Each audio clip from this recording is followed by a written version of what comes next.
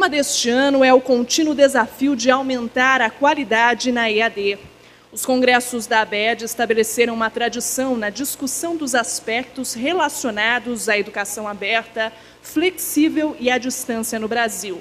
Os esforços da ABED como sociedade científica para encorajar o estudo das teorias e prática de pesquisa na busca da excelência da educação à distância, a ética nas relações entre instituições, entre docentes e discentes, resultou na eleição da ABED pela comunidade de EAD como fórum principal para a discussão e apresentação de pesquisas relacionadas à área.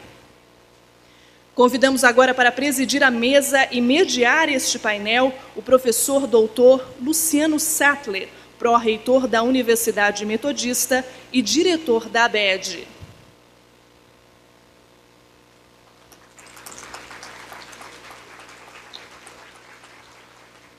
Para compor o painel, chamamos o senhor John Bagaley, da Athabasca University do Canadá.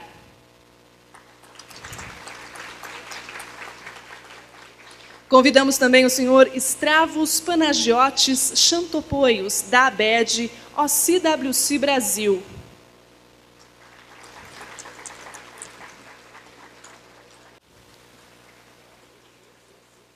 Agora nós vamos dar início às palestras, e para proferir a palestra Melhorando a Nossa Memória a Longo Prazo sobre questões de qualidade, convidamos o senhor John Bagaley. Informamos que todas as perguntas deverão ser feitas por escrito e entregues às recepcionistas. Essas perguntas serão respondidas ao término das palestras. O senhor John Bagaley é psicólogo especializado em comunicação educacional, professor emérito na Universidade de Athabasca, no Canadá. Ensinou em universidades em Liverpool, Newfoundland e Montreal. Trabalhou em mais de 30 países como conselheiro para assuntos internacionais de saúde e campanhas de mídia política. E tem apresentado conferências frequentemente. Alguns de seus livros: Dynamics of Television, com Steve Duck, Psychology of the TV Med, Harmonizing Global Education, Distance Education Technologies in Asia, Policy and Practice in Asian Distance Education. Seus projetos atuais incluem uma série de 10 horas de vídeos em comunicação educacional, pesquisa e avaliação.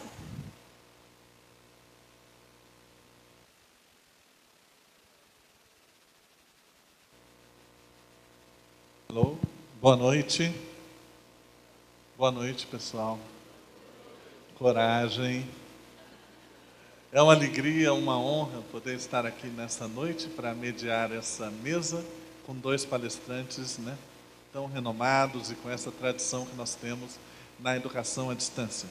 Eu só quero lembrar, não sei se a Bia combinou que teremos ainda outro sorteio. Eu não sei se é um carro zero ou um apartamento no Balneário Camboriú. Então, não vá embora antes de acabar isso aqui, porque teremos alguma surpresa. Não sei o que é, mas tomara que seja nesse nível. Eu quero acrescentar ainda ao currículo do professor John Bagaley que ele mora em uma ilha, próximo a Vancouver. E ele tem essa prática de educação à distância entranhada, não só na sua reflexão, como também nas suas opções de vida. E, além disso, ele hoje trabalha dando uma série de assessorias ao próprio setor de produção audiovisual, cinema, televisão, na cidade de Vancouver, que, como vocês sabem, é um grande centro de produção até de Hollywood, Vancouver e Montreal, e ele faz esse trabalho mostrando essa junção aí entre a comunicação e a educação, que eu sei que atrai tantos aqui pesquisadores nesse campo.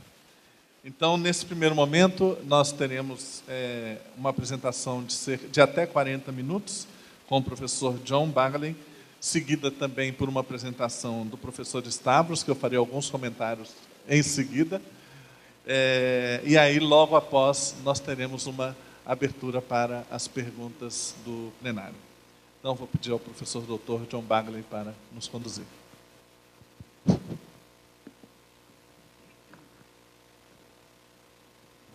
Thank you very much for those kind Obrigado words. por essas palavras gentis. Eu achei que foram gentis. Muito obrigado. E perdão, eu peço perdão porque eu apenas posso dar essa palestra em inglês, exceto por dizer boa tarde. Eu fiquei muito feliz de ver o tema da conferência e a apresentação, a introdução do professor Lito sobre esse tema, porque os problemas da qualidade no nosso campo têm preocupado o meu pensamento bastante nos últimos anos, parcialmente porque alguns anos atrás eu me aposentei precocemente, e quando você para de trabalhar na universidade, você pode se tornar bastante mais crítico do que você jamais foi durante todos os outros 40 anos.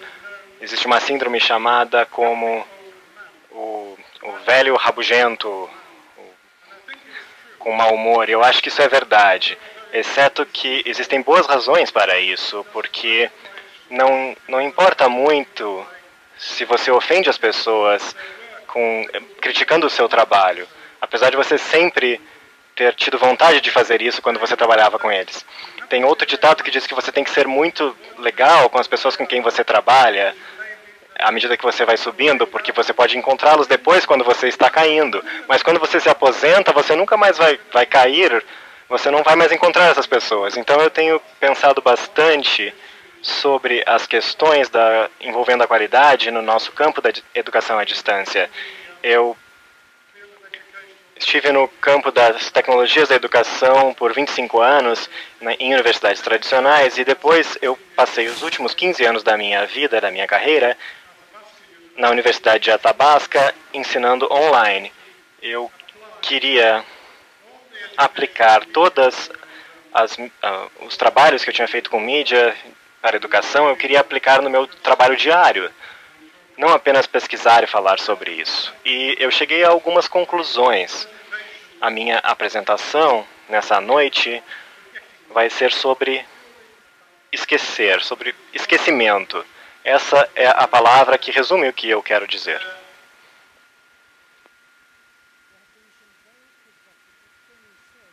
Coisas bastante provocativas já foram ditas sobre o nosso campo nos últimos anos.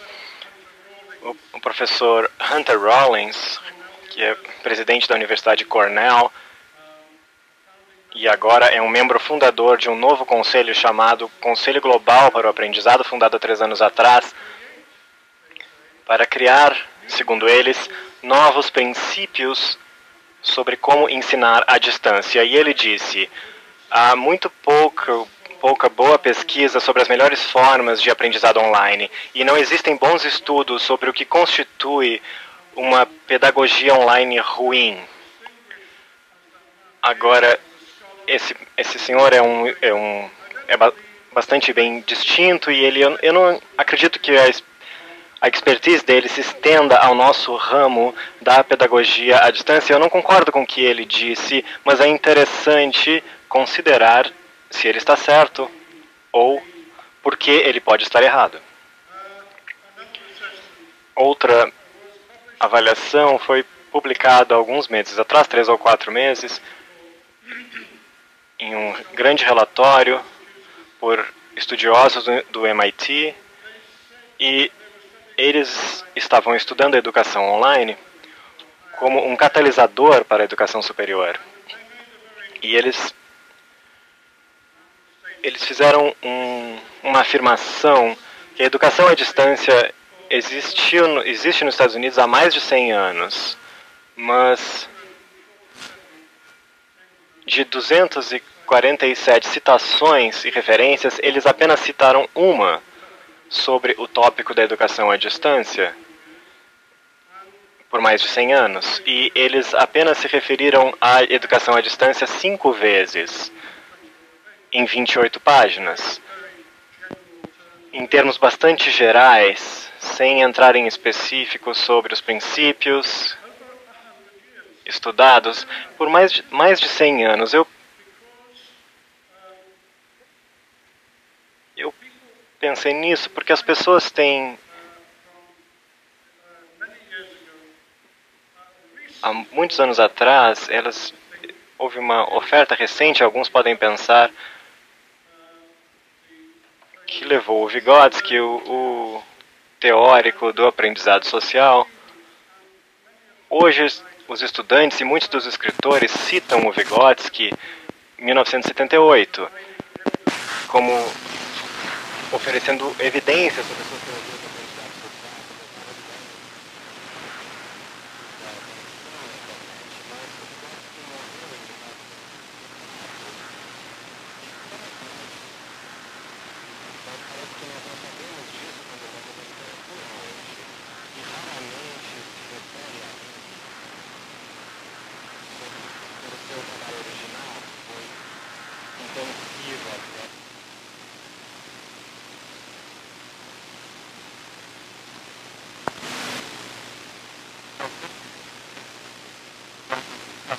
Para sugerir na escrita.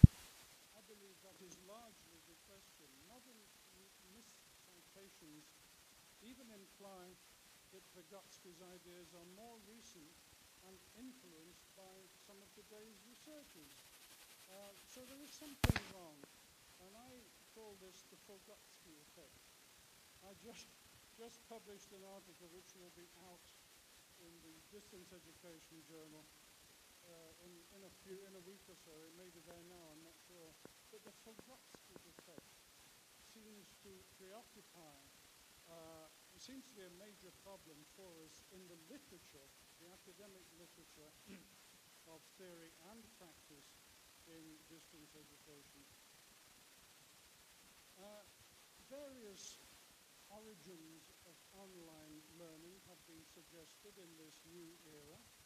That same report from MIT a few months ago suggested that the online learning field began in 2002 with the release of the OpenCourseware by MIT. Elsewhere in the report, it is said that MOOCs bring new advances in scale, interactivity, sophistication, e personalização para educação à distância, utilizando vídeos assíncronos e fóruns e avaliações automáticas. Existe um problema com muitas coisas escritas hoje, mas eles não citam nada muito anterior a 2008.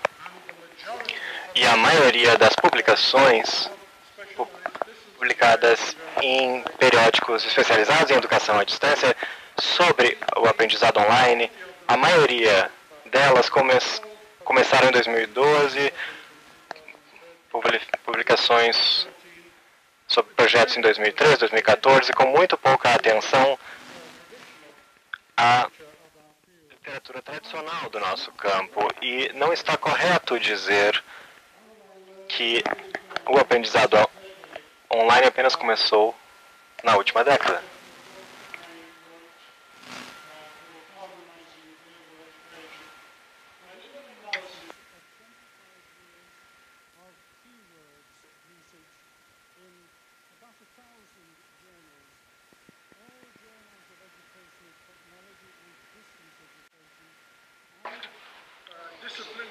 E periódicos disciplinares que se referem à tecnologia da educação.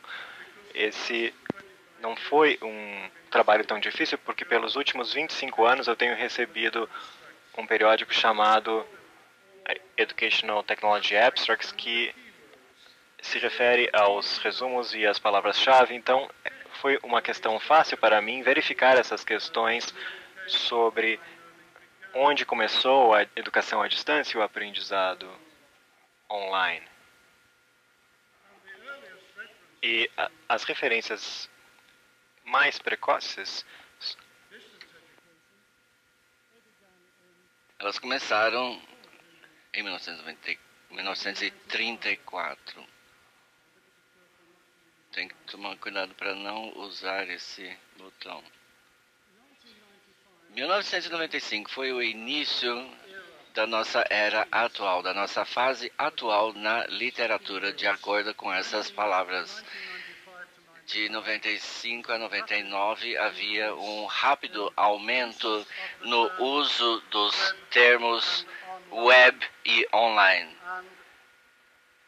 E elas começaram a sumir para reduzir nos últimos 10 anos.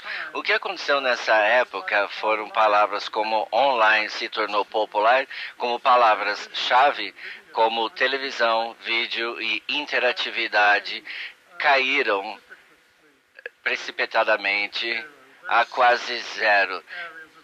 Eles deixaram de ser áreas principais de pesquisadores e escritores nos nossos jornais.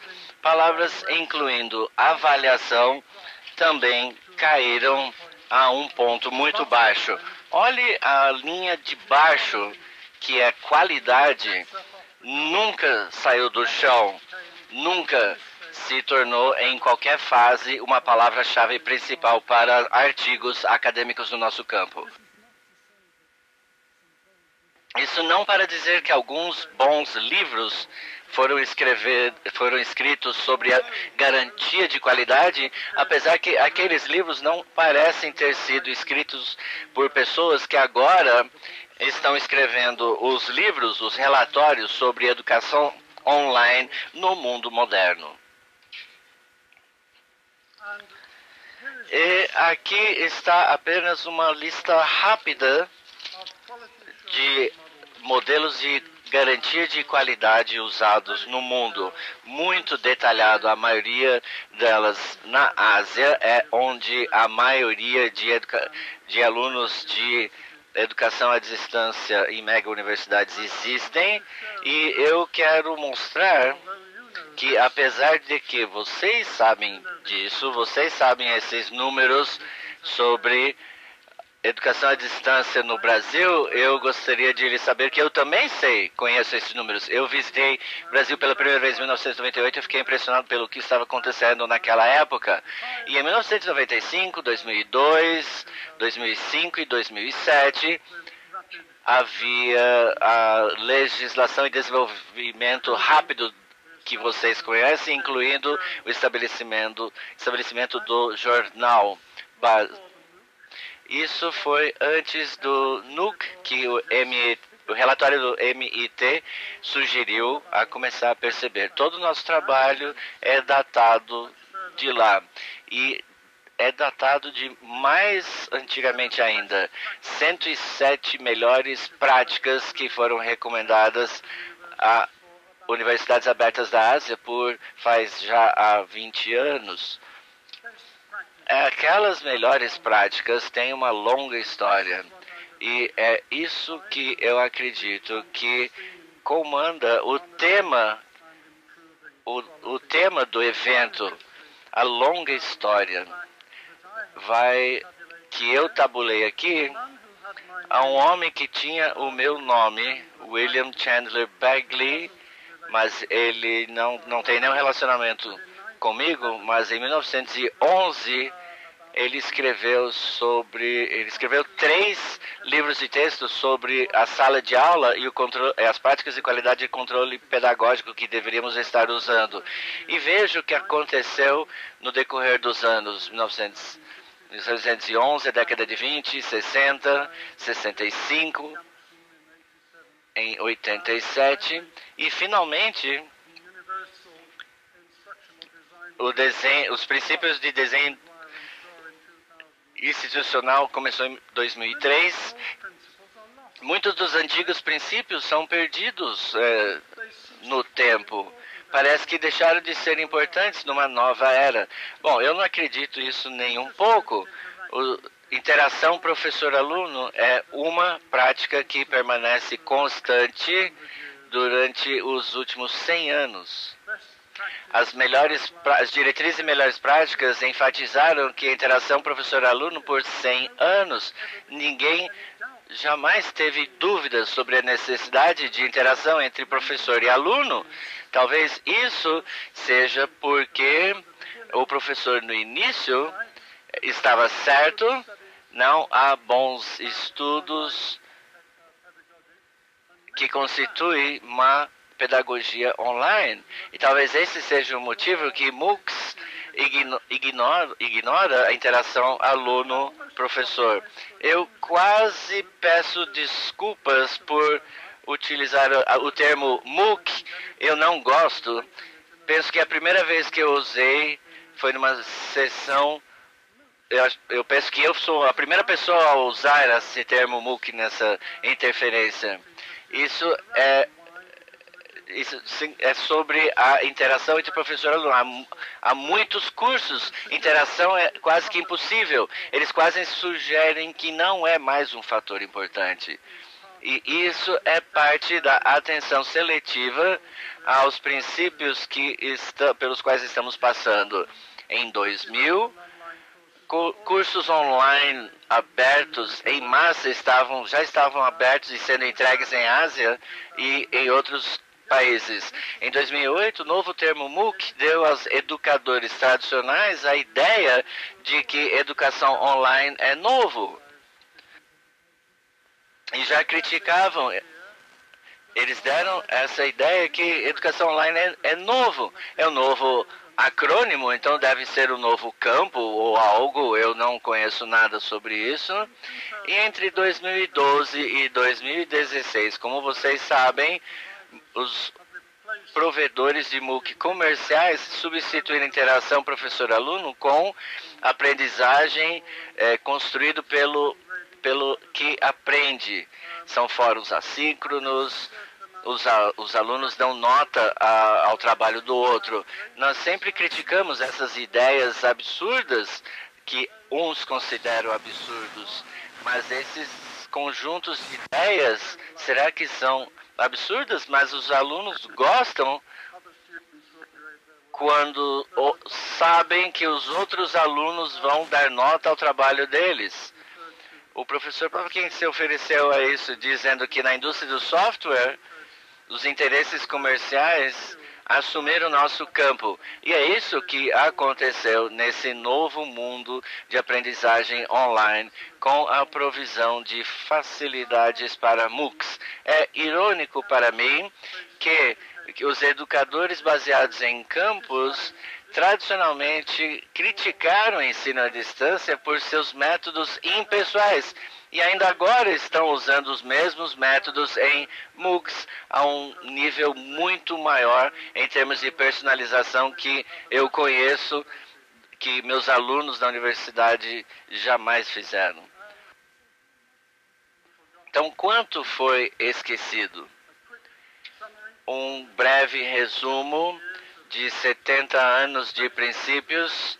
Educação à distância baseada em texto simplesmente evoluiu a abordagens de aprendizagem programado. Esse foi o ponto no qual eu me tornei um acadêmico baseado em tecnologia, orientado em tecnologia.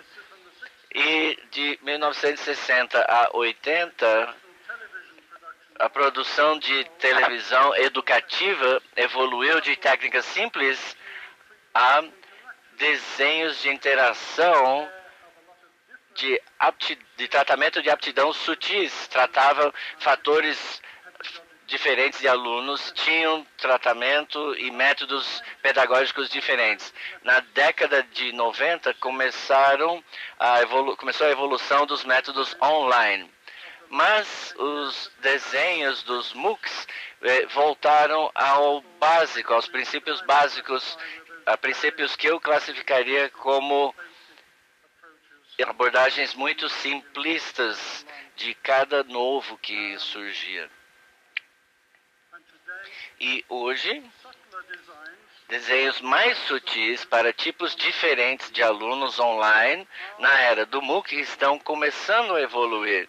Nós vemos técnicas recomendadas para o MOOCs que poderiam fazer aquele novo meio ter sucesso. A pergunta seria se o campo pode ficar vivo o tempo suficiente para que aquelas lições consigam enraizar. A pesquisa descobriu que A educação à distância está sendo redescoberto lentamente. Não é bem como a invenção da roda, não é deliberado, não é plagiarismo. Quando um novo pesquisador, talvez um jovem homem com menos de 40 anos, que nunca trabalhou numa estúdio de TV educativa, começa a fazer um bom trabalho. Eu digo isso não para desencorajar as gerações mais novas. Se você trabalhar com os técnicos e produtores de TV e programas de TV educativa na década de 90, você sabe o que muita prática pedagógica que colocavam no trabalho deles. Nós precisamos redescobrir aqueles, mas ainda muito relevantes princípios. Esquecimento internacional. A negligência atual das diretrizes de melhores práticas é particularmente precisa em desenvolvimento de educação à distância online. Eu falo isso de conhecimento próprio. Educação à distância em 22 países asiáticos. Eu saí de férias não pagas no ano passado e fui e morei em Camboja e na Indonésia, moramos na Malásia. E nós sabemos, eu aprendi ao supervisionar projetos lá, a grande quantidade de atenção que é dada àquelas mega universidades para superar os problemas de números massivos de alunos. Mas no desenvolvimento de métodos internacionais daquelas universidades asiáticas, consultores de países não percebem o quão sofisticados são as pessoas que estão dando conselhos quando negligenciam a literatura. O grande psicólogo americano Robin Sharma escreveu Big Media, Little Media, 1977. Ele enfatizou a necessidade para que os estudos de pesquisa garantissem pedagogia de ensino à distância apropriada para culturas e condições diferentes. É isso que precisamos lembrar e aplicar na educação à distância de hoje. Até mesmo hoje, no contexto MOOC, poucos estudos de várias culturas têm sido conduzidos com relação ao desenho do MOOC.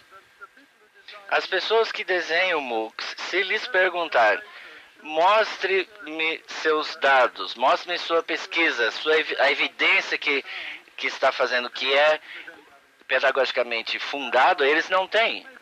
Talvez haja 15 artigos acadêmicos nos quais fatores de várias culturas têm sido estudados em avaliações de MOOCs.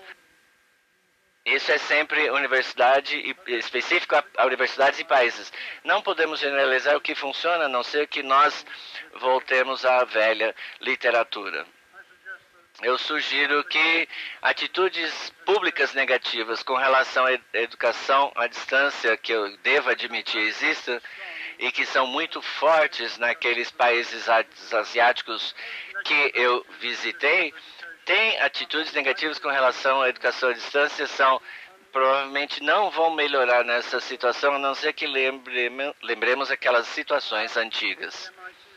O relatório do MIT de 3 meses atrás sugeriu uma solução para isso, que nós contratemos uma nova raça de profissional, o engenheiro do aprendizado. E esse tipo de profissional foi previsto em 1967 por Herbert Simon. Mas, de acordo com aquele relatório, as obrigações do engenheiro do aprendizagem já estão completamente padrões na descrição do emprego. Não é uma ideia nova, como o relatório do MIT sugere.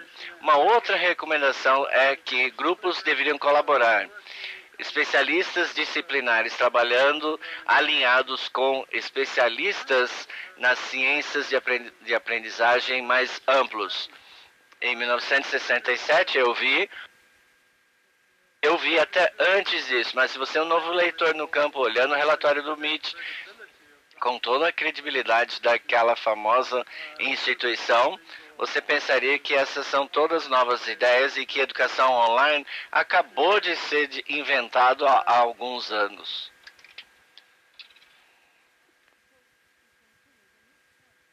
Para concluir, mas não bem para concluir, se tivermos tempo, eu penso que temos, eu gostaria de recompensar a sua determinação e a sua paciência em voltar aqui por mais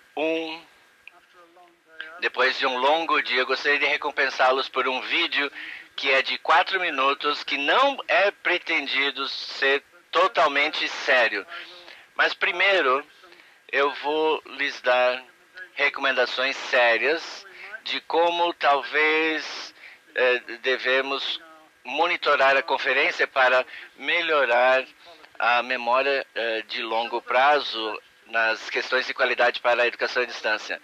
Garantir que as equipes de pesquisa responsáveis pela política e métodos de educação à distância futuros incluem ciência social e especialistas educacionais, e ambos não são dominados por interesses comerciais nos seus painéis de conselheiros e que não sejam dominados pelas pessoas que dão o apoio comercial dos MOOCs. Uma outra recomendação é de abraçar os métodos de educação à distância em princípios tradicionais de garantia de qualidade, mas não pensar que a década de 90 não é mais relevante. Estreitar o critério de revisão para evitar a publicação de artigos que olham a literatura de pesquisa. Isso é entre os acadêmicos que escrevem artigos. Não tem muitos artigos muito antigos, parecem antiquados, mas se estão relevantes a hoje, então não são antiquados. Melhorar a consistência na citação da literatura. Em geral, evitar o efeito de esquecimento da educação à distância. Eu tirei um slide no último momento que era sobre todos os jargões que nós temos, todos os ismos, cognitivismo, conectivismo. Eu nunca na minha carreira inventei um ismo. Penso que eu teria muito mais sucesso como acadêmico se eu tivesse inventado um ou outro ismo. Mas, de maneira geral, eu estou feliz que eu não criei, porque estamos afogando em ismos. Nós, em certidão política, estamos... É tudo jargão e provavelmente vazio se começarmos a arranhar a superfície. Então, mais um slide, eu vou lhes mostrar o meu vídeo menos que sério. Eu baseio essa apresentação em parte num artigo que está sendo publicado este mês em Educação à Distância. Eu falei sobre todos esses ismos e modas em educação à distância e diz que nenhum deles são castelos de areia publicados por acadêmicos rivais e instituições rivais. Parecem como castelos de areia. Nós sabemos o que acontece quando a maré chega e acaba com todos eles, a não ser que tenham um fundamento. E aqui são os artigos que eu escrevi nos últimos anos, estão todos disponíveis nesse minúsculo site, esse link abaixo na última linha. E desde a aposentadoria eu tenho um novo hobby que é produzir vídeos. Alguns muito sérios, outros menos sérios. Eu tento não ser corretamente político como uma vez eu senti que eu deveria ser. Tem uma história de multimídia de 10 horas de pesquisa de educação à distância, vendo os últimos 100 anos. E esse está nessa conta também. Eu tenho literatura para qualquer pessoa que queira e tenha interesse em ver. Então, esse é a minha visão pessoal, a minha vista pessoal do futuro. e a visão levará 4 minutos e meio, e esse será o final da minha apresentação. Então, muito obrigado, professor Lito, e o comitê organizador para me convidar por esse belo país e essa ótima conferência. E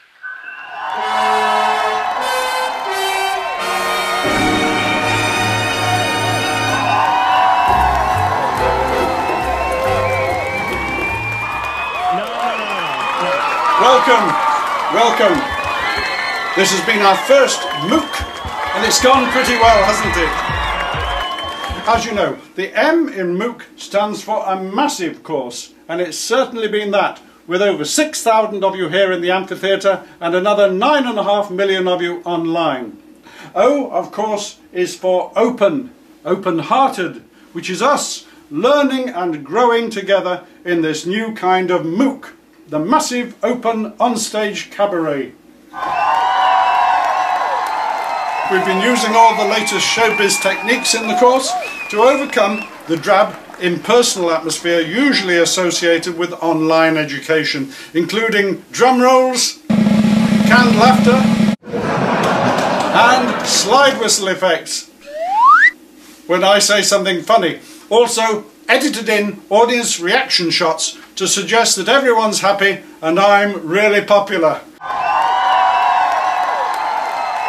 And the audience reaction shots are useful for disguising the fact that 90% of you dropped out of the course in the first 5 weeks. But let's not dwell on that. The topic we've been looking at is the work of the great Dutch philosopher Desiderius Erasmus. Here he is in a holiday photo at the seaside, somewhere near Rotterdam, I expect. And what's this?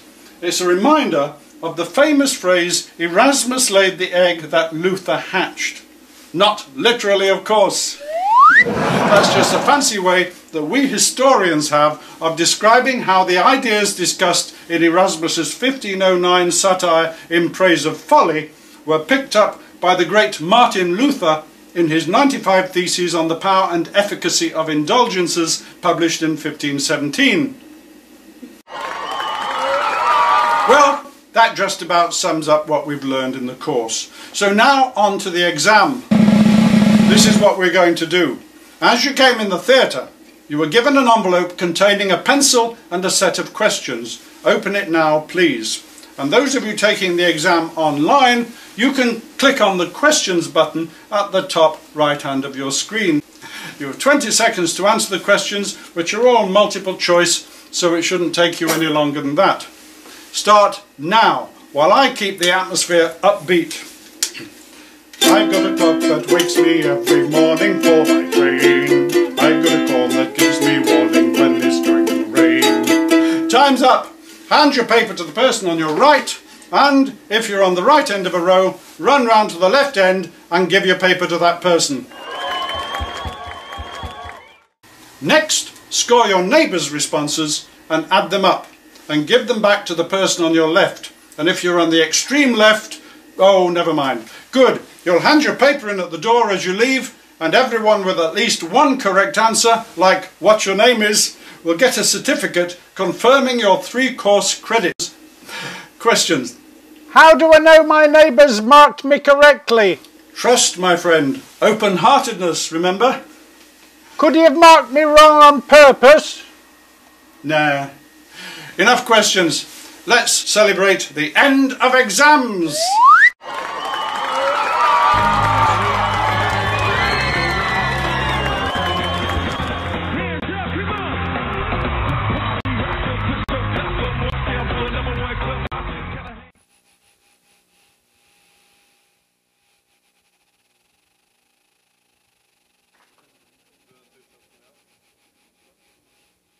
That was the subtitles were for a conference in Argentina. As legendas foram para uma conferência na Argentina. Eu peço perdão por não ter uma versão em português ainda.